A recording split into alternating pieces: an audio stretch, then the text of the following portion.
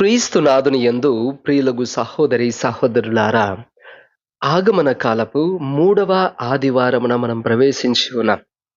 ఈ మూడవ ఆదివారమును గౌదాత్య సండే అని పిలుస్తాం. అనగా ఏ డే ఆఫ్ రిజాయిసింగ్, ఆనంద ఆదివారము అని తెలుగులో మనం పలుకుతాం. ఈ ఆదివారమున మనము ఒక ఆనందాన్ని గుర్తు చేసుకుంటున్నాం. ప్రభువు రాకలో కలిగేటువంటి ఒక ఆనందమునకు చిహ్నముగానే ఈనాడు మూడవ క్యాండిల్‌ను వెలిగించడం జరుగుతుంది. అనగా క్రీస్తు రాక మొదలయ్యే కొలది మన ఆనందం పెరుగుతుంది. చాలా ఆనందపూర్వకమైన హృదయముతో క్రీస్తు రాక కోసము, అతని జనన దినము కోసము మనం ఎదురు చూస్తున్న వారమై ఉంటూ ఉన్నామని ఈనాడు తెలుసుకోవాలి. ప్రియులగు సహోదరులారా, ఈనాటి వాక్య ధ్యానం ఆరంభించడానికి ముందుగా ఒక చిన్న విషయాన్ని మీకు తెలియజేస్తాను. మానవుడు ఈ లోకములో ఉన్నంత వరకు తన జీవితంలో ఉండే ప్రతి దానికి ఒక వెలకట్టేటువంటి కోణముతో చూస్తాడు. తన జీవితంలో మనుషులే కావచ్చు, లేదా వస్తువులే కావచ్చు, ప్రతీది కూడా తాను వాటికి ఎంత విలువనిస్తాడు అనేది మనం కనుగొనవచ్చు. వాటిలో కొన్నింటిని ఆటంకంగా భావిస్తాడు, కొన్నింటిని అవసరానికి ఉపయోగపడేటువంటి విధంగా చూస్తాడు. కానీ చాలా కొన్నింటిని మాత్రమే తన జీవితంలో ప్రధానము అనేటువంటి ఒక ముఖ్యమైన విలువని ఇస్తాడు.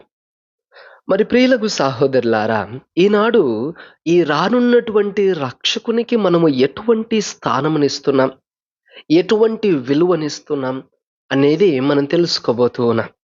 ముఖ్యముగా ఈనాటి సువిశేషంలో మనం ఆరంభించినట్లయితే, ఇక్కడ యోహాను తన శిష్యులను కొంతమందిని ప్రభు దగ్గరకు పంపి ప్రభువును ప్రశ్నిస్తూ ఉన్నారు.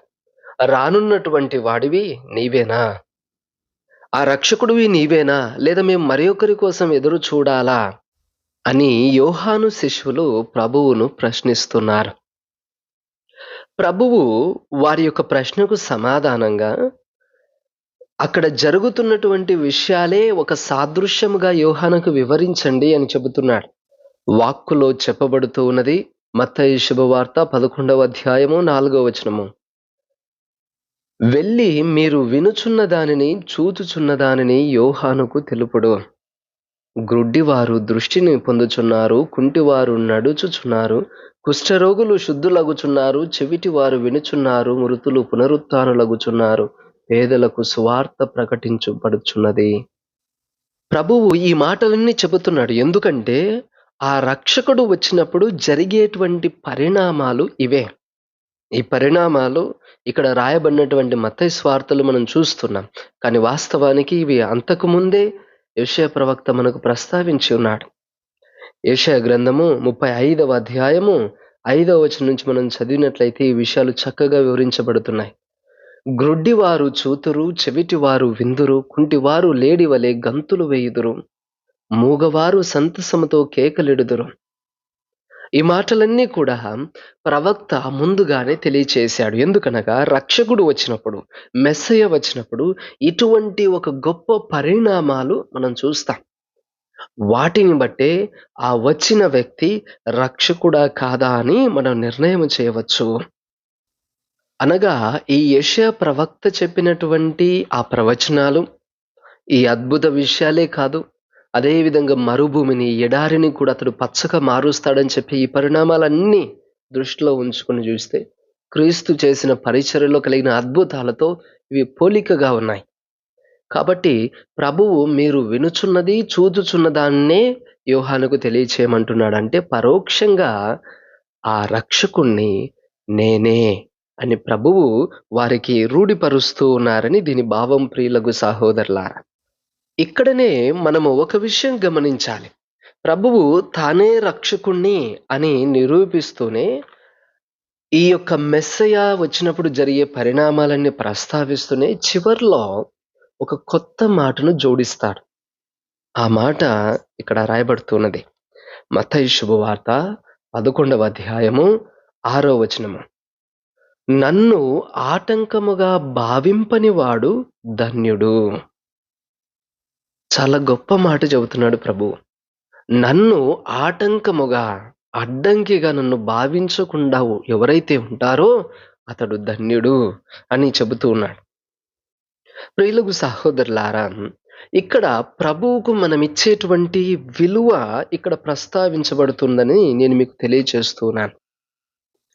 మన జీవితాల్లో క్రీస్తును బట్టి మనము ఏ స్థానాన్ని క్రీస్తు కోసం కేటాయిస్తున్నామో తెలుసుకోవాలి. మనము ప్రభువును ఒక ఆటంకముగా చూస్తామా? లేదా అవసరంగా చూస్తామా? లేదా అత్యవసరంగా చూస్తామా? అనేది ఈ విషయాలను మనం ఈరోజు ధ్యానం చేసుకుంటూ ఉన్నాం. మొట్టమొదటగా ప్రభువును ఆటంకముగా చూసేటువంటి వ్యక్తులు చాలామంది ఉన్నారు. క్రీస్తు గాని, అతని బోధనలు గాని చాలా సార్లు ఆటంకముగా మారినటువంటి సందర్భాలు కూడా చాలా ఉన్నాయి. ఇప్పుడు ఉదాహరణకు మనం చూసినట్లయితే పరిసయ్యులు ధర్మశాస్త్ర బోధకులు. వారే ఈ యొక్క ధర్మశాస్త్రాన్ని బోధిస్తూ ఉన్నారు. ఆ యొక్క శాసనాలన్నీ వివరిస్తూ ఉన్నారు. కానీ క్రీస్తుని వారు ఆటంకంగా చూశారు. ఎందుకంటే వారు చెప్పే ప్రతి దానిలో కూడా తప్పొప్పులను ప్రభువు ప్రశ్నిస్తూ ఉన్నాడు. వారికి ఇదందరికీ తెలియజేస్తూ ఉన్నారు. అందుకే ఈ ధర్మశాస్త్ర బోధకులు ప్రభువును ఒక ఆటంకంగా భావించారు. వాళ్ళకొక అడ్డంకిగా భావించారు. తమ సాంప్రదాయ విలువలన్నిటికీ కూడా ఇతడు ఒక అడ్డము అని వారు తమ యొక్క మనసుల్లో వారికి ఆ ఆలోచన నాటుకుపోయింది. అందుకని ఎప్పుడెప్పుడు ప్రభు యొక్క పీడను తొలగించుకుందామా అని వారు ఎదురు చూశారు. తరువాత ఒక ధనవంతుడు పరలోక రాజ్యాన్ని పొందుకోవాలంటే నేనేం చేయాలని ప్రభు దగ్గరకు వచ్చినప్పుడు ప్రభు అంటాడు, ఇదిగో నీ ఐశ్వర్యాన్నంతా వదిలిపెట్టి నన్ను అనుసరించమన్నప్పుడు అతడు ఆ విషయము తట్టుకోలేకపోయాడు. ఇక్కడ అతనికి ఈ ప్రభు విలువలు చాలా అడ్డంకిగా భావించబడి అతడు ప్రభుని విడిచిపెట్టి వెళ్ళిపోయాడు. దయ్యములు చూడండి, ఈ పిశాచములన్నీ కూడా ప్రభువు సాన్నిధ్యానికి వచ్చినప్పుడు అతని యొక్క సన్నిధిని తట్టుకోలేకపోయి భీకరంగా అరిచి గొగ్గోలు పెట్టి విడిచిపెట్టిపోయాయి. ప్రభువును యొక్క సన్నిధిని ఈ దయ్యములు భరించలేకపోయాయి. మరి మన జీవితములో క్రీస్తు ఆటంకముగా ఉన్నాడా? లేదా అవసరంగా ఉన్నాడా? లేదా అత్యవసరంగా ఉన్నాడా? ఆలోచన చేసుకుందాం. చాలా సార్లు క్రీస్తు కన్నా బయట పనులే మనకు ముఖ్యమైనప్పుడు, క్రీస్తుకు సరైన సమయము కూడా కేటాయించలేకపోయినప్పుడు మనము క్రీస్తును ఆటంకముగా భావిస్తున్నట్టే అని తెలుసుకోవాలి. ఇప్పటికీ కూడా చాలా మంది దేవుని సన్నిధికి రాలేకపోతూ ఉన్నారు. కారణము వారు క్రీస్తును అడ్డంకిగా భావిస్తూ ఉన్నారు. ఎందుకంటే నీ జీవితంలో ఏది నీవు అడ్డంకిగా భావిస్తావో, ఇది నాకు ఆటంకము, ఇది నాకు ఇబ్బంది పెడుతుంది అని నువ్వు అనుకుంటావో దాన్ని విడిచిపెట్టి దూరంగా ఉంటావు. దాన్ని వదిలేసి దూరంగా ఉంటావు. ఇది వాస్తవం. లేదా మన చదువనో లేదా బయట తిరుగులనో అనవసరమైన విషయాలతో మనం బిజీగా ఉండేటువంటి చాలా మందికి కూడా క్రీస్తు ఆటంకంగానే భావిస్తాడు.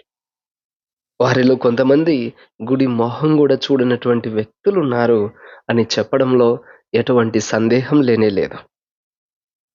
ఇంకొంతమంది తమ జీవితాలను ఇష్టరాజ్యంగా బ్రతికి అవినీతిగా సంపాదనలో కూరుకుపోయినటువంటి వ్యక్తులకు క్రీస్తు విలువలు చాలా ఆటంకంగా భావిస్తాయి. అతని విలువలు వీరికి ఇబ్బంది కలిగిస్తాయి. కాబట్టి వారు ముందుగానే క్రీస్తుకు దూరంగా ఉంటారు. ఎందుకంటే క్రీస్తును అంగీకరించడం అంటే అతని విలువలు, అతని బోధ కూడా అంగీకరించాలి. అతడు నీ చెంతకొచ్చినప్పుడు నీ పనులకు అతడు ఆటంకం కాకూడదు. అప్పుడే అతని రాక కోసం నువ్వు ఎదురు చూస్తావు. నీకు ఇబ్బంది పెట్టే వారి గురించి నువ్వు ఎందుకు ఆలోచిస్తావు?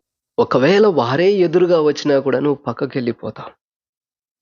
కాబట్టి ప్రియులకు సహోదరులారా, ముందు మనము క్రీస్తు మనకు ఆటంకం కాదు అని తెలుసుకోవాలి. అతని బోధ, అతని విలువలు అనుసరించడం వల్ల మనకు కాస్త కష్టం అవ్వవచ్చు.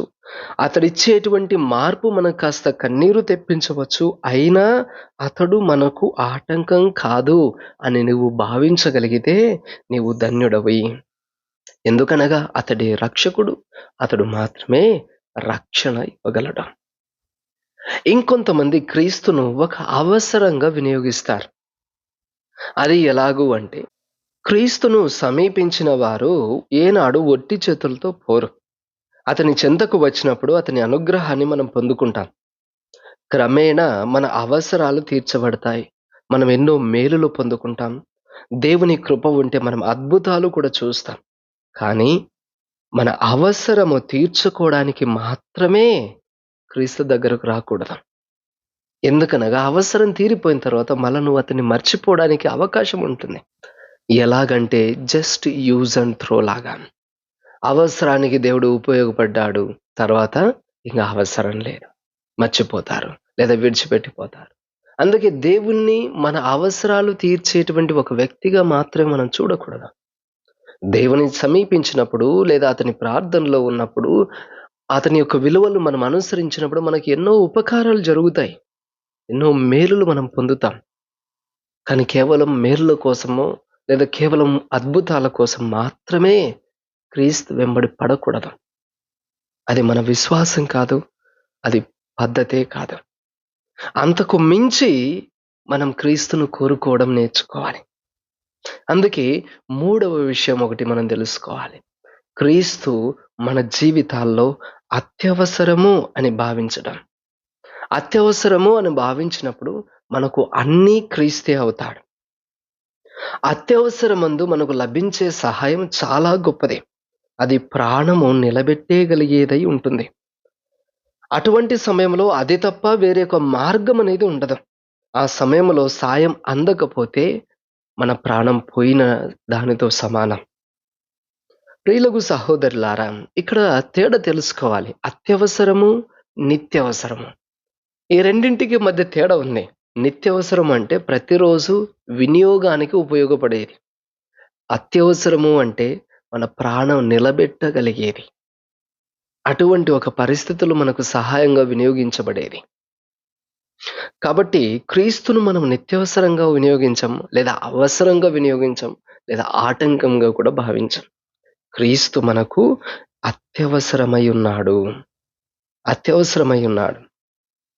ఒక దాంపత్య జీవితమందు మీరు చూడండి, వారి ప్రేమ ఇద్దరిని బ్రతికింపజేసేదై ఉండాలి. నీ ప్రాణం నిలబెట్టగలిగేది నీ భాగస్వామై ఉండాలి. వారిని కలుసుకున్నప్పుడు, వారిని చూసిన ప్రతిసారి నీ ప్రాణం లేచి వచ్చినట్లుగా నీకు అనిపించాలి. క్రీస్తు నీ జీవితంలో ఎప్పుడైతే అత్యవసరం అవుతాడో, ఆ సమయంలో క్రీస్తును కనుగొన్న ప్రతిసారి, క్రీస్తును కలుసుకున్న ప్రతి దినము, క్రీస్తును చేరుకున్న ప్రతి తరుణము నీ ప్రాణం లేచి వస్తుంది. నీవు జీవించగలవన్న ఆశ నీలో మొదలవుతుంది. జీవితం మీద ఒక హోప్ మొదలవుతుంది. తద్వారా అతన్ని కలుసుకున్న ప్రతి క్షణము నీకు ఆనందం కలుగుతుంది. నీ ప్రాణమైనటువంటి అతన్ని కలుసుకున్న ప్రతిసారి నీ ప్రాణం నిన్ను విడిచిపెట్టలేదు అనే ఒక సంతోషము నీ హృదయములో ఆరంభమవుతుంది. ప్రియులకు సహోదరి సహోదరులారా, ఇదే మనము క్రీస్తును కనుగొన్నప్పుడు లేదా క్రీస్తు రాక మన జీవితంలో సంభవించినప్పుడు కలిగే ఆనందము ఇదే. ఈ ఆనందదాయకమైనటువంటి ఎదురు చూపు ఈరోజు మనలో ఉండాలి. ఎంతగా ఎదురు చూడాలి? ఒక ఆనంద హృదయంతో ఎదురు చూడాలి. నీకు ఆనందం కలిగించగలిగే దానికోసం నీవు ఎంతసేపైనా ఎదురు చూస్తావు. ఈరోజు వాక్కు ప్రస్తావిస్తుంది. యాకోబు రాసిన లేఖ 5వ అధ్యాయము 7వ వచనం మనం చదువుతున్నాం. కనుక సోదరులారా, ప్రభువు విచ్చేయునంత వరకు ఓపిక పట్టడం, పొలమునందలి విలువైన పంట కొరకు రైతు ఎట్లు ఓపిక పట్టునో గమనింపుడు. తొలకరి వర్షము, కడపటి వర్షము సమకూరు వరకు రైతు ఓర్పుతో ఉండి ఆ విలువైన పంట కొరకు ఎదురు చూచుచున్నాడు గదా. కాబట్టి మీరు కూడా ఓపికతో ఉండవలెను. ప్రభువు విచ్చేయు దినము సమీపించినది కనుక ధైర్యముతో ఉండుడు అని వాక్కు మనకు బోధిస్తూ ఉన్నది.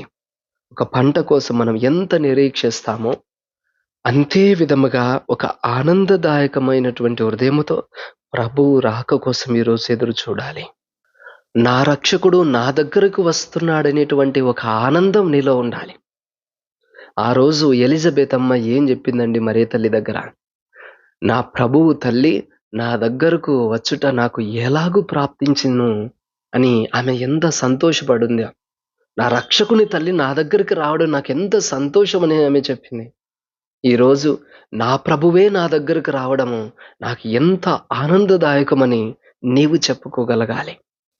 ప్రభువు అక్కడుండే వారందరినీ ప్రశ్నించాడు ఈనాటి సువిశేషంలో. మీరు ఎందుకు ఎడారికెళ్లారు? అక్కడ ఏం చూడాలని ఎళ్లారు? మృదువైన వస్త్రాలను ధరించేటువంటి వ్యక్తులను చూడడం కోసం మీరు ఎడారికి పోలేదు కదా! ఒక ప్రవక్తను చూడ్డానికెళ్లారు. అవును, యోహాను ఒక ప్రవక్తయ్యున్నాడు. అంతేకాదు మానవులందరిలో కంటే కూడా అతడు గొప్పవాడు అని ప్రభువే సెలవిస్తూ ఉన్నాడు. మరి ఈ గొప్పవాడైన ఇతడు ఒక ప్రవక్త అని మీరు గుర్తించి అక్కడికెళ్లారు. అవును, అతను ఒక ప్రవక్తనే. కానీ అతని కంటే గొప్పవాడిని అని నేను మీతో చెప్పుచున్నాను అని ప్రభు అంటున్నాడు. మానవులందరిలో కల్లే గొప్పవాడు స్నాపకుడగు యోహాను. అతన్ని ఒక ప్రవక్తగా మీరు భావించి అతన్ని చూడ్డానికెళ్లారు అటువంటి ఎడారికి. అతని కంటే గొప్పవాడిని నేనే అని ప్రభువే స్వయముగా దీన్ని రూఢిపరుస్తున్నారు. అటువంటి ఒక ఎండిన ఎడారి ప్రాంతానికి మీరు వెళ్ళగలిగారు అతడు ప్రవక్త అని తెలుసుకొని. మరి అతని కంటే గొప్పవాడు క్రీస్తు ప్రభువు. మరి అతని కోసం మనం ఎంత దూరం వెళ్ళగలగవచ్చు, ఎంతగా ఎదురు చూడవచ్చు, ఎంత సంతోషంతో మనం ఎదురు చూడాలి అని మనం ప్రశ్నించుకోవాలి ప్రియులకు సహోదరులారా. కాబట్టి మన జీవితాలను పరిశీలించుకుందామండి. ఇప్పటి వరకు నేను జీవించిన ఈ జీవన విధానంలో ప్రభువుకు నేను ఏ స్థానం ఇచ్చాను? ఎటువంటి స్థానంలో ప్రభువుని నేను ఉంచాను? ప్రభువుని నేను ఆటంకముగా భావించానా? అందుకే అతన్ని దూరం పెట్టానా? లేదా నేను అతనికి దూరం అయ్యానా? లేదా ప్రభువును నా అవసరానికి వినియోగించబడినటువంటి ఒక సాధనముగా మాత్రమే వినియోగించానా? అంటే నా భయము, నా భక్తి, నా కార్యాలన్నీ కూడా కేవలము నా అవసరాలు తీరడం కోసమేనా? లేకపోతే ప్రభువు నాకు అత్యంత ప్రాధాన్యత కలిగినటువంటి స్థానాన్ని నేను అతనికి ఇస్తున్నాను నా జీవితంలో. అతను నాకు ఎంతో ముఖ్యమైన వాడు, అత్యవసరమైన వాడు అని నేను గుర్తిస్తున్నానా? ప్రభువు లేకపోతే నా జీవితమే లేదు అని నేను తెలుసుకుంటున్నానా? ఒకసారి ఆత్మ పరిశీలన చేసుకుందాం. ఈ ప్రభువు రాక మనకిచ్చేటువంటి గొప్ప పరలోకపు భాగ్యాలు ఏవైతే ఉన్నాయో వాటిని పొందుకోవాలి అంటే అతని కోసము అంతే నిరీక్షణతోనూ ఆనందదాయకమైన హృదయముతోనూ మనం ఎదురు చూడగలగాలి. కాబట్టి అటువంటి ఒక ఆనందదాయకమైన హృదయాన్ని మా జీవితాల్లో మాకు కలుగచేయమని ప్రార్థన చేద్దాం. మరీ ముఖ్యముగా మన ఇహలోకపు సాధక బాధకాల జీవితాల్లో కూడా ఒక నిజమైన పరలోక ఆనందముతో మేము జీవించగలిగేటువంటి ఒక భాగ్యాన్ని మాకు దయచేయమని ఆ దేవాది దేవుని ప్రార్థించుకుందాం. ప్రభువు మిమ్ము దీవించుదురుగాక. ఆమేన్.